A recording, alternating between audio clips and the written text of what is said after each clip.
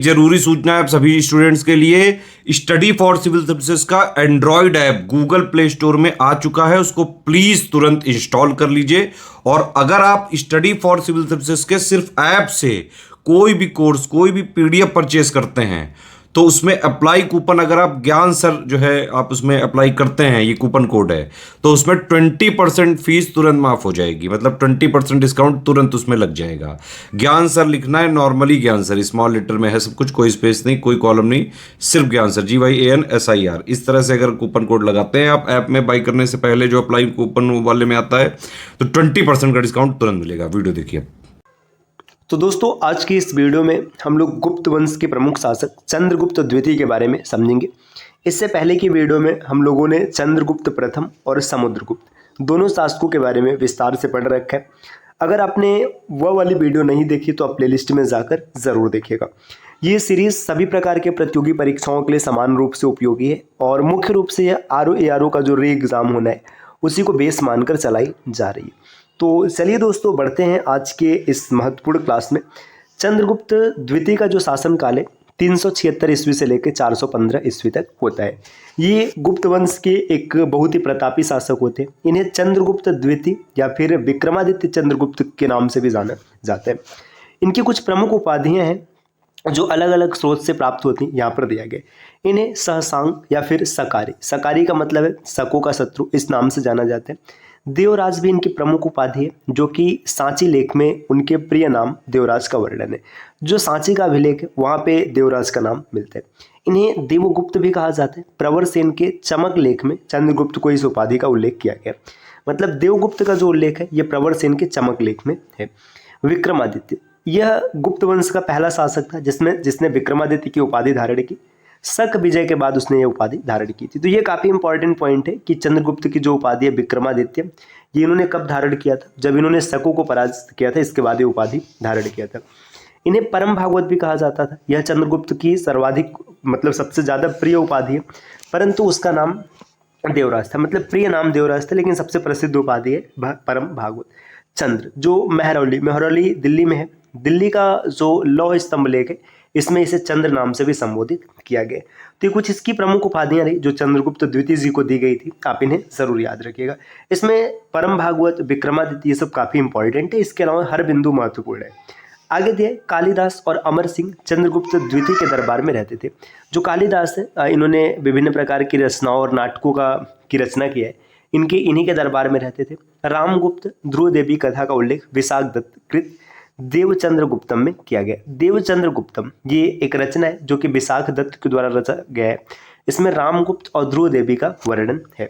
बाणभट्ट कृत हर्षचरित, राजशेखर की काव्य मीमांसा और भोज के श्रृंगार प्रसार व अबुल हसन अली के मुजमल उल तवारीख में मिलता है।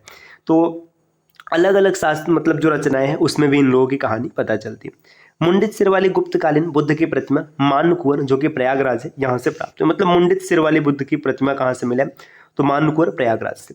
कालिदास के संस्कृत नाटकों में स्त्री और पुरुष प्राकृत भाषा में वार्तालाप करते थे। देखिए, जो कालिदास ने नाटकें लिखी है संस्कृत में, इनमें स्त्री और पुरुष प्राकृत भाषा में वार्तालाप किया करते थे। दोस्तों, आप स्क्रीन पर कुछ नंबर देख पा रहे हैं। अगर आप टीम के पेड कोर्सेज को ज्वाइन करना चाहते हैं PCS के कंप्लीट प्रिपरेशन के लिए, तो आप इनमें से किसी भी नंबर पे कॉल या व्हाट्सएप करके जानकारी ले सकते हैं। ये ज्ञान सर का व्हाट्सएप नंबर है, आप यहाँ से व्हाट्सएप के माध्यम से जानकारी प्राप्त कर सकते हैं। और जिन साथियों ने अभी तक स्टडी फॉर सिविल सर्विसेज का एप्लीकेशन नहीं इंस्टॉल किया, वो जरूर इंस्टॉल करेंगे, ताकि एप्लीकेशन के माध्यम से आप जिन कोर्स के बारे में जानकारी प्राप्त करना चाहें कर लें, और कोर्स ज्वाइन करने पर आपको प्रॉपर डिस्काउंट भी मिले। आगे यहाँ पर दिया चंद्रगुप्त द्वितीय द्वारा वाकाटक वंश को प्रभाव में लाने हेतु अपने पुत्री प्रभावती गुप्ता का विवाह वाकाटक वंश के जो शासक थे रुद्रसेन द्वितीय के साथ कर दिया। मतलब ये वाकाटक वंश को प्रभाव में लिया जाए, इसलिए अपनी पुत्री का विवाह, इनके पुत्री का नाम है प्रभावती, इनसे कर दिया जाता है। ये प्रभावती किसकी पुत्री का नाम है? ये SSC के एग्जाम में एक बार प्रश्न पूछा गया था। अभी SSC CGL का जो प्री एग्जाम हुआ था उसमें एक प्रश्न आया हुआ था कि प्रभावती किस शासक की पुत्री है, तो वहाँ पे चंद्रगुप्त द्वितीय ऑप्शन था, उसे आपको टिक करना था। देख सकते कॉन्सेप्ट कितने डीप में है। और ग्वालियर के निकट बाघ की गुफाएं गुप्त काल की चित्रकला का प्रतिनिधित्व करती है। जो ग्वालियर के निकट बाघ की गुफाएं ये गुप्त काल की चित्रकला को प्रदर्शित करती है। प्राकृत प्रकाश के लेख वर रुचि थे, तो वर रुचि, इन्होंने प्राकृत प्रकाश नामक रचना की है। रामगुप्त की ऐतिहासिकता का वर्णन गुणचंद्र द्वारा रचित नाट्य दर्शन में मिलता है। देखिए रामगुप्त ये नाम थोड़ा सा यहाँ पे आया तो इसके बारे में एक पॉइंट आपको याद रखना है। जो प्रथम सती है मतलब पहली सती, ये इनका जो उल्लेख मिलता है ना, तो रामगुप्त का एक सेनापति था गोपराज। इस गोपराज की पत्नी पहली सती बनी थी। भानुगुप्त के एरड़ अभिलेख से जानकारी मिलती है, ये भी बिंदु आप याद रखिएगा। और नाट्य दर्पण का रचना किया गुणचंद्र ने और इसी में रामगुप्त की ऐतिहासिकता का वर्णन मिलता है। आगे दिया गुप्त संवत 61 मथुरा स्तंभ लेख गुप्त वंशी सम्राट चंद्रगुप्त विक्रमादित्य या फिर चंद्रगुप्त द्वितीय से संबंधित है। देखिए गुप्त संवत जो है ये किससे संबंधित है, तो चंद्रगुप्त विक्रमादित्य या फिर चंद्रगुप्त द्वितीय से संबंधित है। यह मथुरा के रंगेश्वर महादेव के समीप एक बगीचे से प्राप्त हुए। तो गुप्त संवत मथुरा में रंगेश्वर महादेव का मंदिर है, यहाँ का एक बगीचा है, यहीं से प्राप्त हुआ है। उदयगिरी गुहाभिलेख में चंद्रगुप्त को राजा धीराजर्षि कहा गया। तो राजा धीराजर्षि ये भी उपाधि किसकी है, चंद्रगुप्त की, जो उदयगिरी का गुहाभिलेख है वहाँ से पता चलता है, जिसने दिग्विजय किया था। चंद्रगुप्त द्वितीय का एक नाम देव भी था, तो देव के बारे में हम लोगों ने पीछे देख रखा है। उसे नरेंद्र चंद्र और नरेंद्र सिंह भी कहा गया है। चंद्रगुप्त दत्त देवी का संतान था, इनकी माता का नाम था दत्त देवी। कुछ किंवदंतियों के अनुसार समुद्रगुप्त के बाद उसके बड़े भाई मतलब चंद्रगुप्त द्वितीय के बड़े भाई रामगुप्त ने सिंहासन हासिल किया, लेकिन चंद्रगुप्त द्वितीय ने उसकी हत्या कर दी थी। हत्या का कारण बड़ा अजीबोगरीब है। देखिए यहाँ पे बताया जाता है, ऐसा माना जाता है कि रामगुप्त के कार्यकाल के दौरान गुप्त साम्राज्य पर शक्तिशाली शक राजा ने आक्रमण किया था।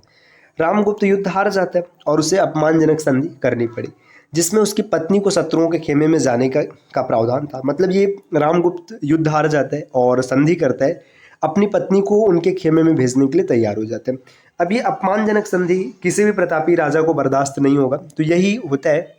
अब इसमें क्या होता है कि फिर उसकी रक्षा के लिए देखिए, अब यह भी कहा जाता है कि चंद्रगुप्त द्वितीय ने अपने भाई की हत्या करनी पड़ी, मतलब ये अपमानजनक संधि थी। अब ये उसकी भाभी थी, परिवार का इज्जत था, तो इसलिए चंद्रगुप्त द्वितीय ने क्या किया कि उसकी अपने भाई की हत्या कर दी और गुप्त वंश के सम्मान की रक्षा के लिए उसकी पत्नी ध्रुव देवी से विवाह करना पड़ा।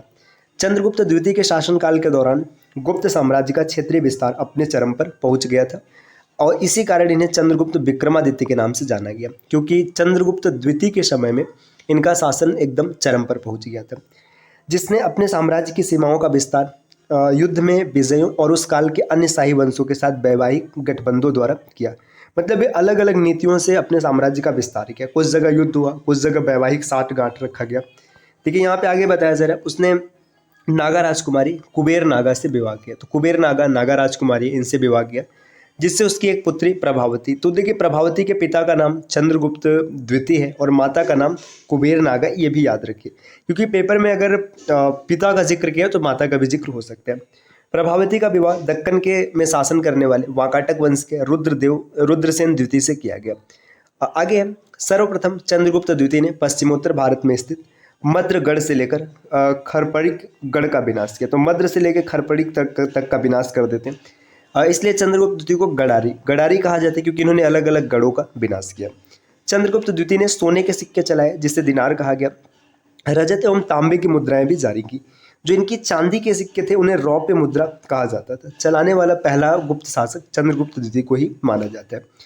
इसने कुल 8 प्रकार की स्वर्ण मुद्राएं प्रचलित की। चंद्रगुप्त विक्रमादित्य पहला गुप्त शासक था जिसने अश्वारूढ़ प्रकार, पर्यंक प्रकार, छत्रधारी प्रकार की मुद्राएं चलाई। चंद्रगुप्त द्वितीय द्वारा निर्गत अधिकांश ताम्र मुद्राएं अयोध्या से पाई गई। मतलब इसने जितने भी तांबे के सिक्के चलाए थे वो सब अयोध्या के पास प्राप्त हुए।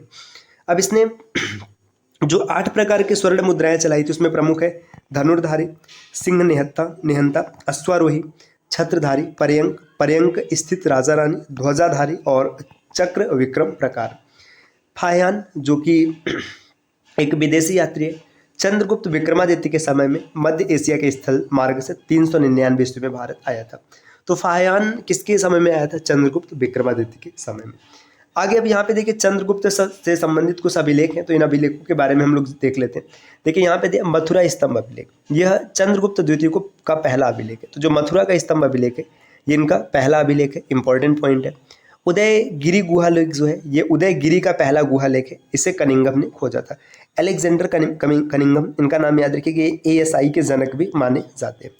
आगे सांची लेख, यह चंद्रगुप्त द्वितीय के सेनापति आम्रकार्धव का है जो कि बौद्ध था, और सुकुली क्षेत्र के निवासी उनदान का पुत्र था। तो ये जो सांची लेख है ये इनका जो सेनापति है आम्रकार्धव उसका लेख है। मेहरौली लौह स्तंभ यह सर्वप्रथम जेम्स प्रिंसेप ने पढ़ा था। यह वर्तमान में दिल्ली मेहरौली में कुतुब मीनार के पास स्थित है। तो मेहरौली वर्तमान में दिल्ली में है। गढ़वा लेख गुप्त संवत में चंद्रगुप्त द्वितीय ने निर्गत किया था। इसमें चंद्रगुप्त का नाम तो नहीं दिया, परंतु उसकी उपाधियां परम भागवत और महाराजा धीराज दी गई है। तो जो गढ़वा लेख है इसमें इसका नाम नहीं लिखा गया, लेकिन इसकी उपाधियां परम भागवत और साथ ही साथ महाराजा धीराज इसका उल्लेख किया गया। आगे बढ़ते हैं। अब देखिए यहाँ पे एक नया शासक है कुमारगुप्त। तो अब हम लोग कुमारगुप्त के बारे में अगली क्लास में डिस्कस करेंगे। आज हम लोगों ने एक और गुप्त शासक चंद्रगुप्त द्वितीय के बारे में यहाँ पे पढ़ा है। देखिए इसी प्रकार से आपको कंप्लीट क्लास कराया जाएगा। आरओ में अगर आप सही स्कोर करना चाहते हैं तो आप हिस्ट्री, पॉलिटी, जियोग्राफी यहाँ से पढ़ सकते हैं। बाकी रीजनिंग के लिए आपको CSAT प्रिपरेशन के चैनल को सब्सक्राइब करना वहाँ से मिल जाएगा। बाकी अगर आप चाहते हैं कि भाई अलग अलग चैनल पे हमें नहीं भटकने, सब कुछ हम एक जगह से प्राप्त कर लें विद करंट अफेयर्स और हिंदी की जो आंसर राइटिंग होती है मेंस में उसके लिए, तो आप स्टडी फॉर सिविल सर्विसेज के पेड कोर्सेज को ज्वाइन कर लीजिए, जिसके लिए आप इनमें से किसी भी नंबर पे कॉल या व्हाट्सअप करके जानकारी प्राप्त कर सकते हैं। और ये ज्ञान सर का व्हाट्सअप नंबर है, आप यहाँ से सीधा व्हाट्सअप के माध्यम से ज्ञान सर से संपर्क कर सकते हैं। और जिन साथियों ने अभी तक स्टडी फॉर सिविल सर्विसेज का एप्लीकेशन नहीं इंस्टॉल किया, प्ले स्टोर से प्रॉपर आपको एप्लीकेशन मिल जाएगा, उसे इंस्टॉल कर लीजिए। फिर जैसी आपकी आवश्यकता है आप उस प्रकार की जानकारी प्राप्त कर सकते हैं। मिलते हैं साथियों आपसे नेक्स्ट वीडियो में कुछ नई इन्फॉर्मेशन के साथ। तब तक के लिए नमस्कार।